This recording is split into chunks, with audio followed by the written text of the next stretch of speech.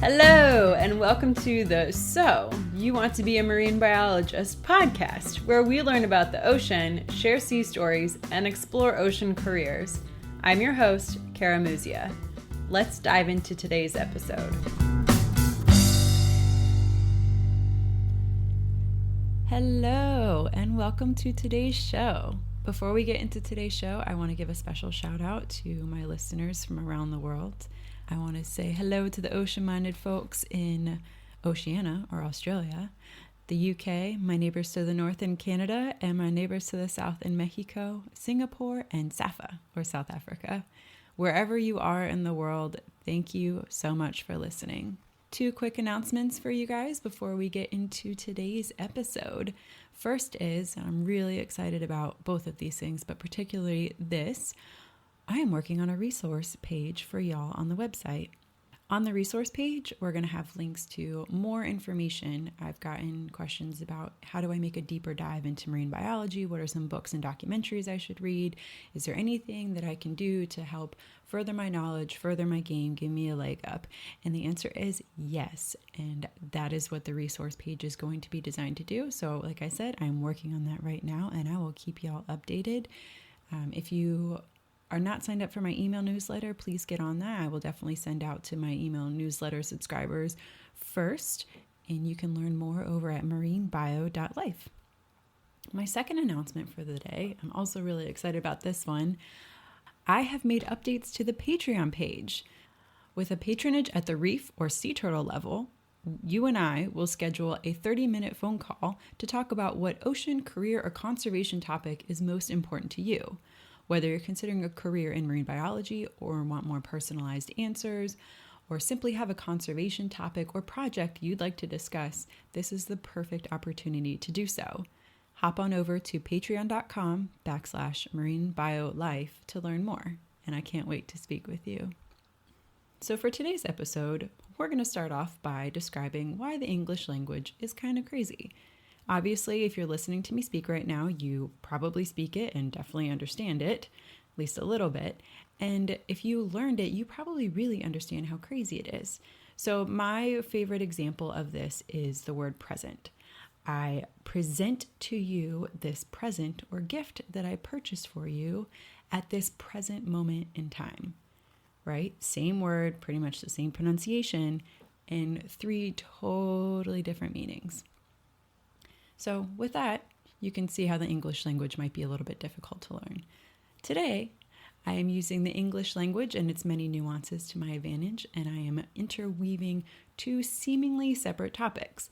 Today, we are talking about networking, and we're talking about networking as it relates to trophic cascades and food webs, as well as networking in the making connections with people sense as well.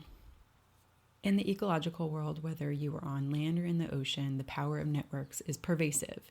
In grade school, we've learned about the food chain, how it starts with plants, and then a creature eats the plants, and then another creature eats that creature, and so on up the food chain. In the last few years, and I use few years loosely here, but in the last few years, there has been a collective realization that the food chain also works in a top-down fashion, and this is what we call trophic cascades. In the marine environment, there are many examples of trophic cascades. We've touched a little bit about sharks in previous episodes, and they offer a concise example here.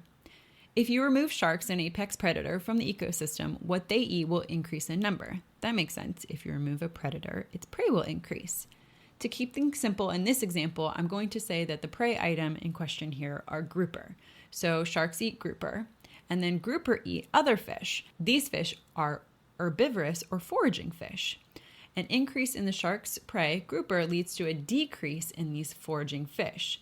And without these foraging fish, these housekeepers, algae can bloom, and this leads to massive issues and imbalances in reef ecosystems. So sharks impact all the way down to the reef level. Whales also offer really great examples of trophic cascades. Whales eat krill, plankton, and small fish, depending on the species. Some logic would dictate that if you remove whales from the environment, then you'd have more of these things. However, what happens is that whales help feed the very things that they eat. they actually have these really large plumes of poo that come out, and all of that fecal matter is filled with nutrients, and that helps fuel the phytoplankton, which helps fuel them and the rest of the food chain. There's also been some research done that suggests orcas or killer whales can even impact kelp forests. How does a toothed creature that eats fish impact a forest of plants, you may ask? So glad you asked. So killer whales or orcas typically eat seals and sea lions, which eat herring, ocean perch, and other small nutrition fish. Overfishing and climate change has negatively impacted the nutritious fish populations, and the seals and sea lions have less to eat and therefore are fewer in numbers. Orcas are smart and they look for alternative food sources. Sea otters fit this need nicely as they inhabit the same waters that seals and sea lions do. So a decrease in sea otter numbers leads to an increase in their prey item, urchins. And now urchins will eat kelp and have annihilated kelp forests in some areas. And that is how orcas affect kelp forests. By decreasing the number of sea otters, therefore sea otters aren't around to keep the urchin numbers in check, and now we have kelp forests that have been very negatively impacted.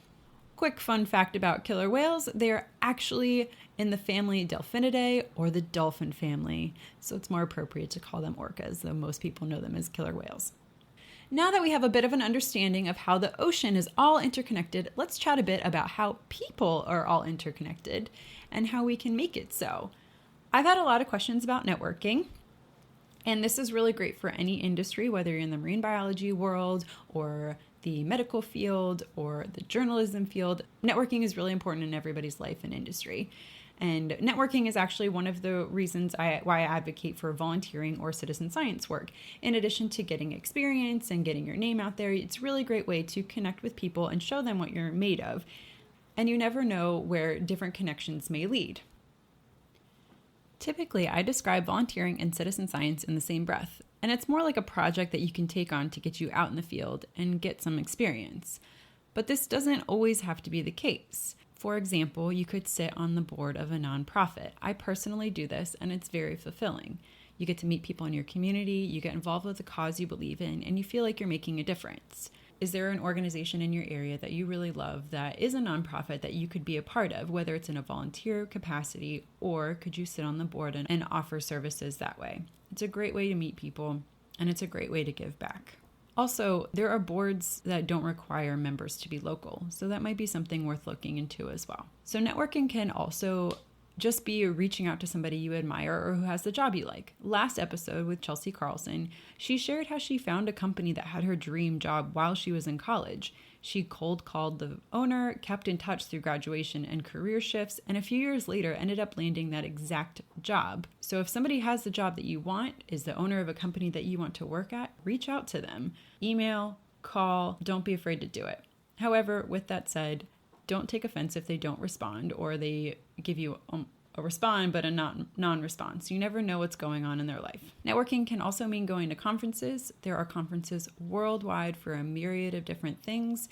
There are conferences for industry and tech. There's conferences for conservation and everything in between. Conferences can be a really excellent way to meet people, particularly multi-day conferences. The only drawback with that is that usually it requires some sort of travel, and conferences themselves, the entry to get in can also be expensive. So another way to meet people in a conference-like setting is to simply go to different events or lecture series that may be by you. Is there a local nature center that offers a lecture series that you could attend, or do they have a local event that you could go to and meet people? It's amazing, even just in a nature center's open house, who you meet and what you learn there. Whether you are going to a multi-day conference, you're going to a lecture series, you go to an open house event, you get out what you put into these things. Don't just sit in a corner, don't be a wallflower. Be friendly, say hi, introduce yourself. Not everyone will be friendly back, but you don't know unless you put yourself out there. Maybe you'll make a friend, maybe you'll make a great connection for a future job. You just never know. If you meet somebody that you specifically came there to talk to, make sure you have great questions to ask them. If you meet somebody that you don't know who they are, what they do, find out. Don't judge a book by its cover. get to know some people. I hope you found value and knowledge in today's episode. We covered that networking is a really broad term. It covers ecosystems in the ocean and on land, and how food chains and trophic cascades are really all food webs and networks. It also covers how we're all interconnected, and that can be very powerful for making changes in the world. My action item for you today, I have one for each topic that we chatted about. With trophic cascades, is there a citizen science or volunteering project that you can help with that will help preserve a trophic cascade in your area?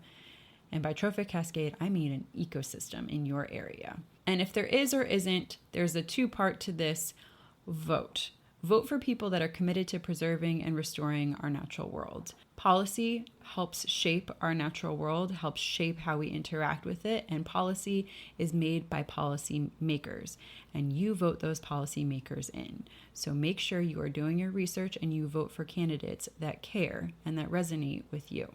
The second part of my action item is take action on building your network. You never know how it may serve you in the future, whether it's fulfilling a need to be involved in doing something for our ecosystems, or if you want to make friends or building connections for your career.